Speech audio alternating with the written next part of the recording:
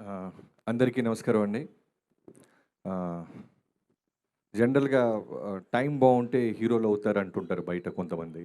కానీ టైమింగ్ బాగుండి హీరో అయినోడు నవీన్ పోలిశెట్టి. అంటే ఎంత టైమింగ్ అంటే నాకు తెలిసి ఓ 1 ఇయర్ బ్యాక్ రెగ్యులర్గా మాట్లాడుతుంటాను నవీన్తో నేను. యాక్సిడెంట్ అయింది మనోడికి, అందరికీ తెలుసో తెలీదో, సాలిడ్ యాక్సిడెంట్. చెయ్యి కాలు ఎక్కడెక్కడ విరిగిపోయినాయి. తర్వాత కటసీగా మాట్లాడుతుంటే అన్న ఇరిగిపోయింది పక్కన పెడితే ముందు రైటర్స్ కావాలన్నా నాకు రికార్డ్స్ తీయడానికి అంటున్నాడు. రైటర్స్ ఏంటి తమ్ముడు, నువ్వు ముందు యాక్సిడెంట్ అయింది బెడ్ మీద రష్ లేదన్నా, నాకు రైటర్స్ కావాలంటే నాకు తెలిసిన ఒక ముగ్గురు నలుగురిని సజెస్ట్ చేసి పంపించా. మళ్ళీ ఫోన్ చేశాడు, అన్న సరిపోవట్లేదన్నా ఇంకెవరో కావాలని.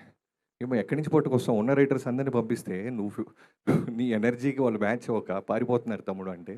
అలా తనే కూర్చొని తనే ఒక కథ పట్టుకొని ఒక బ్యూటిఫుల్ టీమ్ని ఆర్గనైజ్ చేసుకొని ఇలాంటి సినిమా ఒక బ్లాక్ బస్టర్ కొట్టడం అనేది సామాన్యమే కాదు.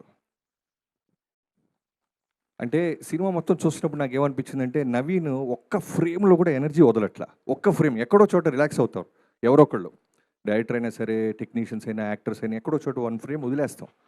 వదలట్లేదు అతను.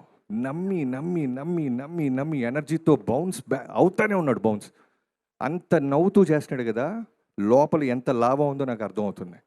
ఎందుకు అవ్వం మనం హీరో, ఎందుకు నిలదొక్కోలేం, ఎందుకు ఈ పెద్ద సర్కిల్లో నేను ఉండకూడదు, నాకు ఎందుకు మార్కెట్ ఉండకూడదు అనేది ప్రతి స్మైల్ కల అతను పడ్డ కష్టం, అతనుకున్న లాభ నాకు అనిపించింది.